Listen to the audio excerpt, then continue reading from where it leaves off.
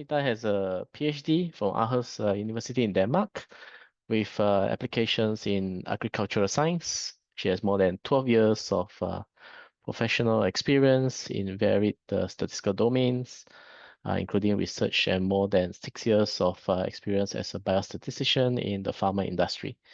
Smitha also has extensive knowledge working in R for startup CRO, where R is the basic analytics tool. So today she will present on the automation of reporting statistical results with R, such as for mock tables, summary tables, and result narrations. So back to you, Smitha. Thank you, Stephen, for your introduction. Can you see the screen?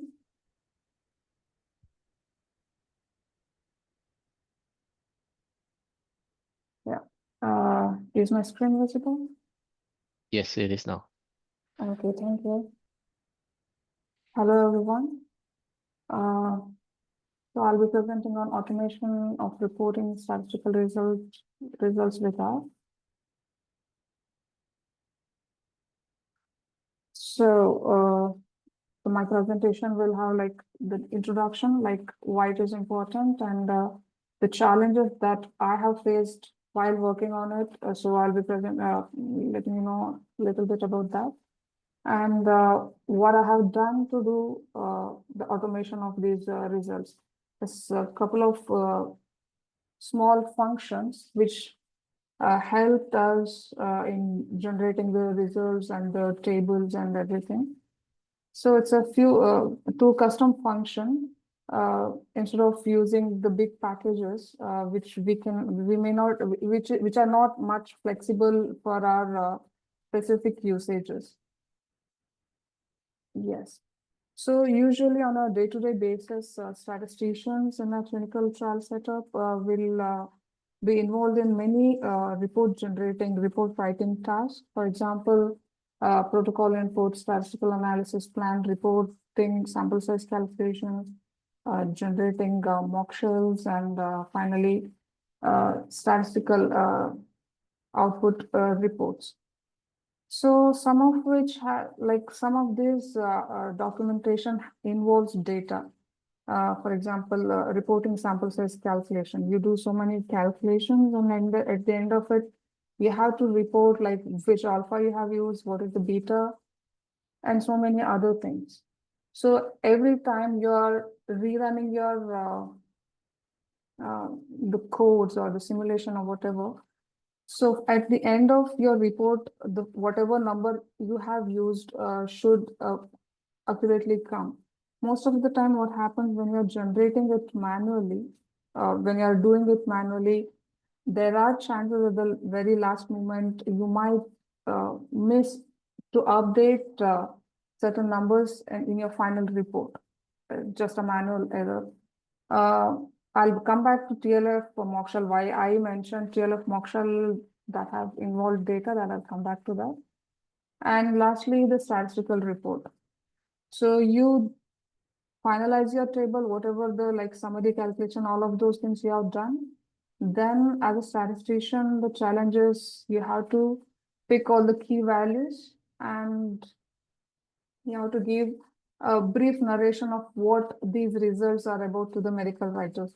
I think this happens in a smaller companies where the medical writers need a statistician's support when they are generating, when they are writing the CSR. So at this point, for a statistician or one who used to do the programming a lot,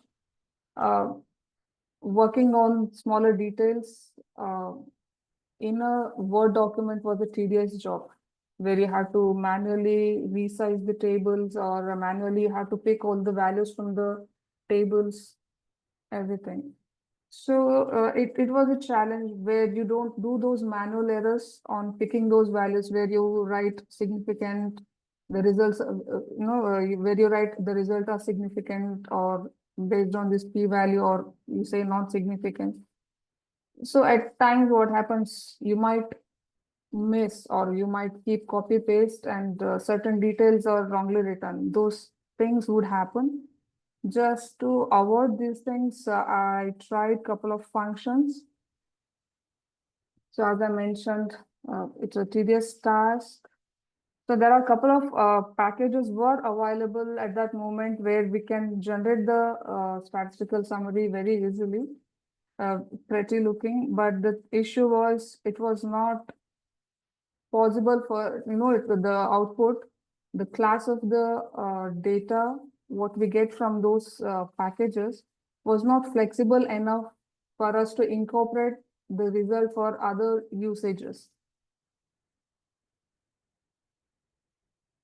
So my requirement at that moment was I wanted to make a table layout that will flows freely from the mock shell to the table summary table. The layout should be uniform as it is given in the mock shell.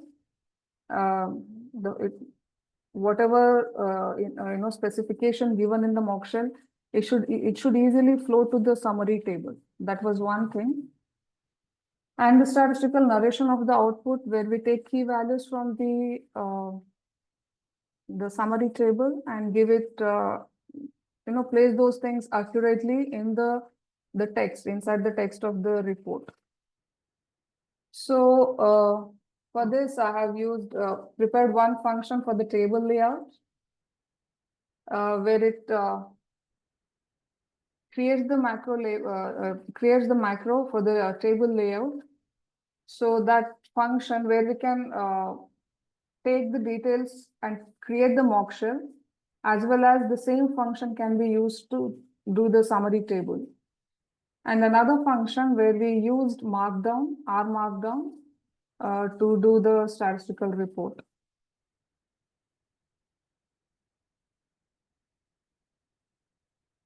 So whenever we are done with the summary generation, statistical output summary tables, that will be the input for this layout function.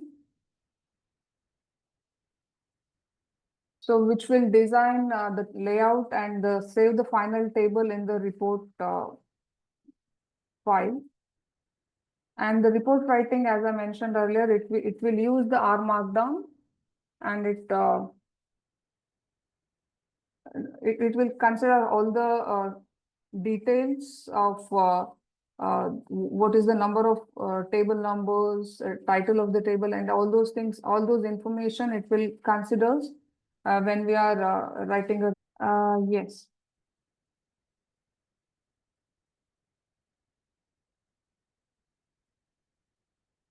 So this is a small function which I have created where you give the summary of your summary data, whichever for which you need to do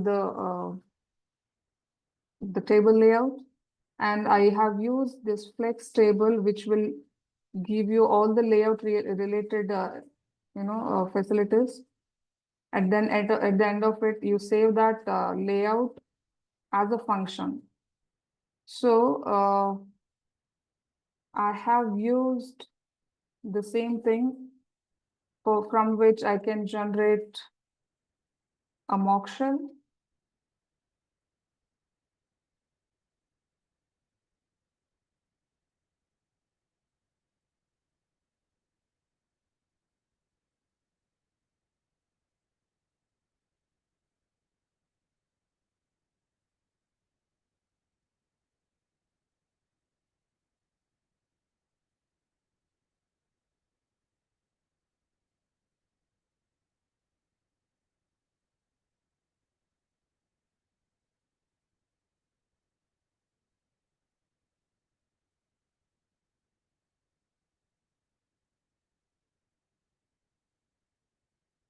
So this is the summary of baseline, the mock shell which I have created using just this XX as a mock shell input.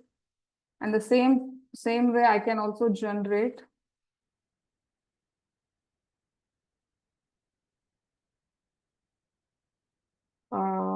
summary table.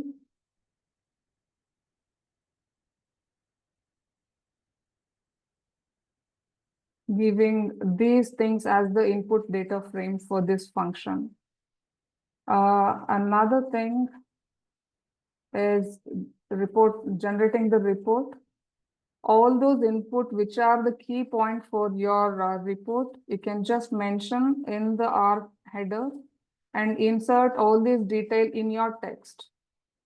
So as an R markdown, it will give you the report. For example, I just knit.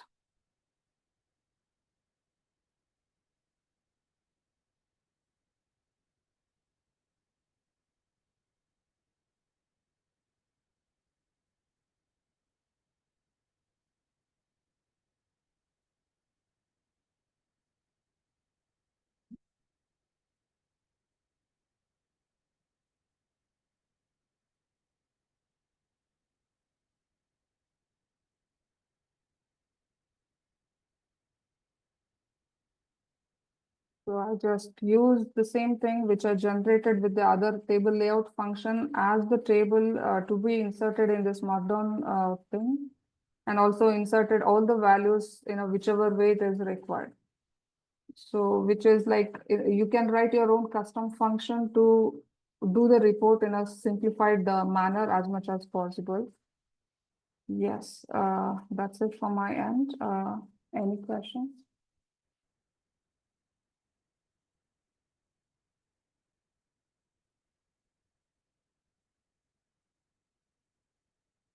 Yes, I can share this demo. Yes.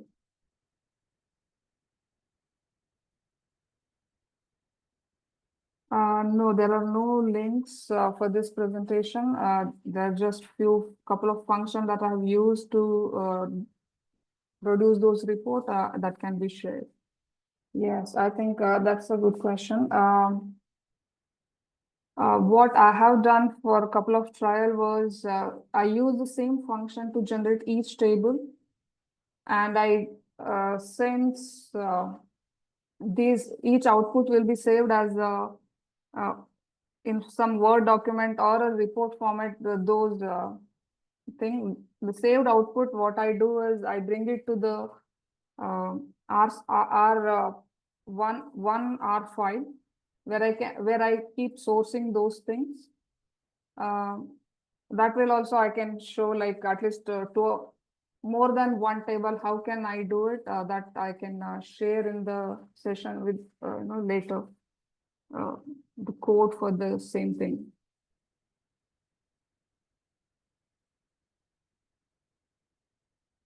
Oh yes, this is just a dummy data which I have created.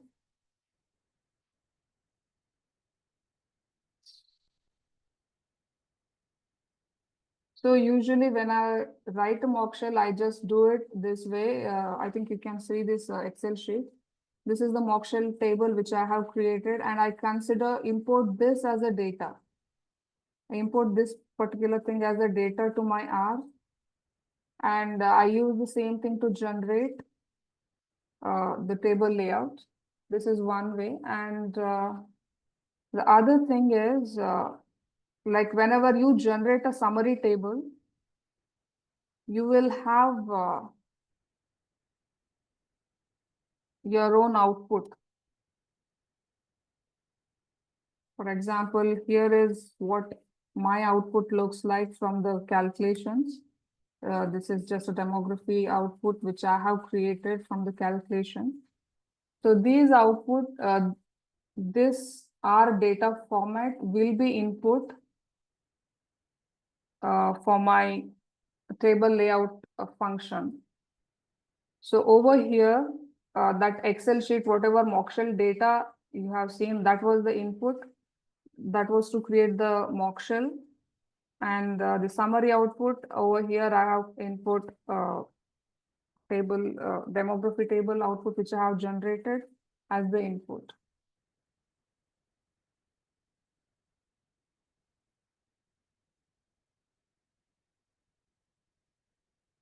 Okay, whatever I have used for the session, I will post it. I think that will be shared soon. Thank you very much.